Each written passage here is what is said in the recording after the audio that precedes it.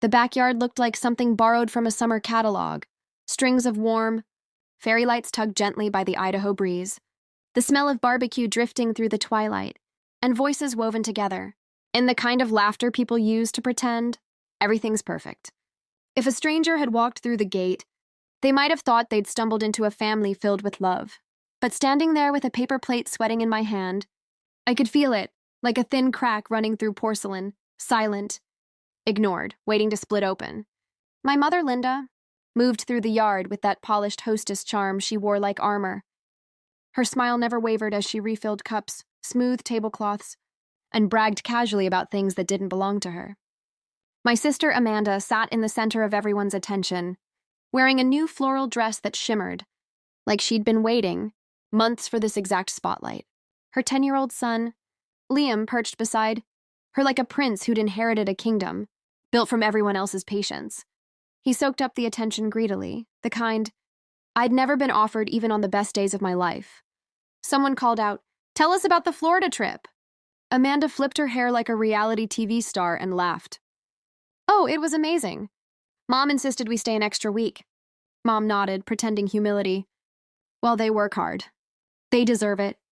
I smiled, the kind of polite, brittle smile people wear when they know they're supposed to. No one asked how Seattle was. No one asked about my degree, the one I had worked through double shifts, student loans, and nights so exhausting I fell asleep in my clothes. On the folding table sat the cake, white frosting, blue lettering that read "Congrats, Daisy." Except it wasn't in the center where a celebration cake should be. It had been pushed to the far corner of the table, squeezed between half-empty soda cans and a stack of paper plates like an afterthought. Someone regretted buying. Every time someone passed, they bumped it, shifting it a little more, because it mattered just as little as I did. I stared at it longer than I meant to. Something about it felt familiar, bright, hopeful, placed somewhere nobody cared to look. Then Liam sprinted toward the table. Mischief flashed in his eyes the way storm clouds flash lightning. His voice cut through the chatter, sharp as a snapped twig.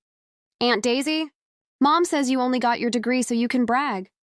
The laughter that followed was thick and ugly. My mother didn't correct him. Amanda pretended to hide a smile behind her wine glass. That familiar tightness rose in my throat, the one I'd learned to swallow since childhood. Be patient, be quiet. Be the bigger person, be the strong one. And then it happened. Liam shoved the cake off the table. The porcelain plate shattered, frosting exploding across the wooden deck like a final insult. Gasps filled the air, then laughter. Again, always laughter. The sound that came next wasn't loud, but it cut deeper than any shout could. It was a soft, short snicker. My brother's. The kind he used when he thought he was being clever, when he wanted everyone to look at him instead of the mess he'd caused. He leaned back in his chair, arms folded like he'd done something brilliant, like knocking over my graduation cake was the punchline to a joke I didn't know I was part of. And the worst part? Everyone was waiting for me to laugh along, but I couldn't. I just stood there, staring at the ruined cake on the ground, its bright frosting smeared into the cracks of the patio like a wounded thing. The candles, my candles, kept flickering to stay alive, bent and useless, while people stepped around them as if they were trash. My mother reached over, patted my brother's hand, and said, "Oh, don't be so dramatic, Daisy. It's just a cake." Just a cake. Just my graduation. Just my moment, ruined because he felt like it. I felt the eyes, the laughter, the shock that wasn't really shock at all, more like entertainment, like they were watching a play they'd seen before and already knew the ending. I was the character who would swallow her hurt, say, "It's okay," and clean up after the people who supposedly loved her. But something inside me didn't move this time, didn't fold, didn't shrink. My nephew, sweet face, raised by wolves, picked up a chunk of the frosting on his little finger and held it up like a trophy. "You gonna cry?" he asked, and everyone laughed again, louder this time, seeing it as harmless teasing. But it wasn't harmless. It was a lesson he was learning from them, that kindness was optional, but cruelty was currency. My cousin whispered something to her friend, and they both looked at me like I was overreacting even though I hadn't said a single word. My aunt clicked her tongue and said, "Daisy, you always take things so seriously." "Always," Always the sensitive one. Always the easy target. I looked at my mother, really looked. Her face held no apology, no concern, only a kind of impatient amusement, like she was annoyed this wasn't fun for me, like she couldn't understand why I wasn't playing my part. And maybe that was the moment everything inside me shifted. Not all at once, not dramatically, but quietly, like a door clicking open somewhere deep in a house you forgot you lived in. A decision forming before I even realized it. I bent down, not to clean the cake, but to pick up the knife I had set on the table earlier.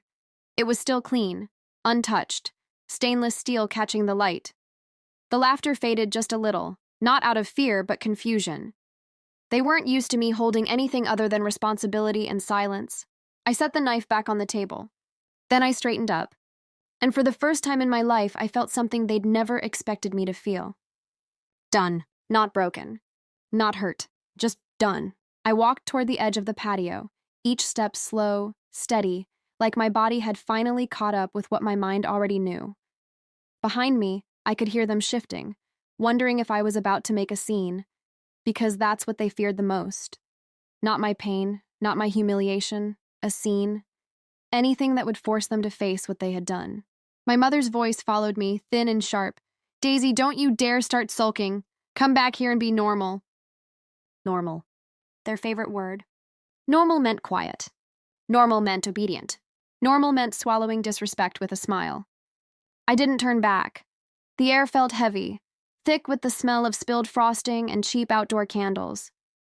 Inside the house, music played from a speaker someone forgot to turn off. Cheerful, out of place, like the soundtrack to a life I no longer wanted to pretend was mine. When I reached the yard's edge, I stopped. My shoes sank slightly into the grass, still damp from last night's rain. I stared at the fence, the trees beyond it, the tiny slice of sky fading into evening. I tried to breathe, but my chest felt tight, like everything I'd ever held in was clawing its way out. Behind me, chairs scraped. Someone muttered. My nephew complained that he was bored now. Because that's what my humiliation was to them. Temporary entertainment. Something to laugh at before dinner. And then I heard it again, my brother's voice. "She's so dramatic. God, she can't even take a joke." A joke. They always called their cruelty jokes, as if using the word magically erased the damage. As if my lack of laughter made me the problem. I turned then, not fully, just enough to see them out of the corner of my eye. My mother with her arms crossed, like she was waiting to scold me. My aunts whispering behind their hands. My brother leaning back, feet kicked up, smugness dripping off him like sweat. My cousin scrolling her phone, already bored of the whole thing. And then my nephew again, his voice bright and clear. "Aunt Daisy, it's on the ground. Just eat it." The laughter that followed hit me like a wave. Something inside me went perfectly still. Not numb, not shocked. Still. Like the calm that comes right before a storm realizes it's strong enough to destroy everything in its path. I walked back, not toward them, but toward the mess. The cake lay in a ruined heap, frosting smeared, candles bent. I knelt beside it, not touching it, just staring. For a second, I thought maybe I would cry. Not because of the cake, but because of the years behind it. The years of pretending. The years of being the good one, the peacekeeper, the one who always smoothed everything over. But no tears came. Instead, a strange, unexpected clarity filled me.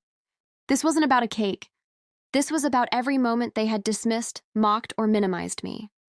This was about being treated like the family doormat for years. This was about realizing they would never see me as anything else, unless I walked away. So I stood, slowly, calmly. Their eyes followed me now, not amused, not mocking, but uncertain. My mother frowned. "What are you doing?" "Something I should have done a long time ago," I said. My voice didn't shake, and for the first time they heard it. I stepped back toward the table, not to rejoin them, but to reclaim something. My bag was sitting on one of the chairs, half hidden under paper plates and someone's forgotten purse. I pulled it out slowly, dusted off a smear of blue frosting, and slung it over my shoulder. My brother snorted. "Oh, come on. You're seriously leaving over a cake?" Over a cake. Over a joke. Over nothing. They always reduced my breaking points to the smallest possible thing, so they wouldn't have to face the real reason I'd snapped. They wanted it to be about frosting on concrete instead of years of disrespect. My mother stood up then, her chair scraping sharply against the floor. "Daisy, don't be ridiculous. Sit down. We haven't even taken pictures yet." That line almost made me laugh. Pictures. Evidence for her Facebook page that she was a supportive mother. Smiling shots to cover the bruises she left on my spirit. Proof to her friends that she had raised a successful daughter, even if she never treated me like one. "No," I said quietly. "It wasn't loud. It wasn't dramatic. It wasn't even angry. But it hit the table like a stone dropped into still water." My aunt blinked. My cousin looked up from her phone. My brother's smirk faltered just a little. My mother's eyebrows rose like she was seeing me, really seeing me, for the first time in years. "No," she repeated. "No," I said again, and I felt the weight of it settle, solid and final. "I'm not staying." "You're being childish," she snapped, the fake sweetness slipping from her voice like a mask tearing at the edges. "We planned this for you." "You planned a show," I corrected, "not a celebration." Someone inhaled sharply. I didn't bother checking who. My mother's jaw tightened. She hated being called out, especially in front of witnesses. The truth was her least favorite language. My nephew, oblivious to the tension, poked at the ruined cake with a stick.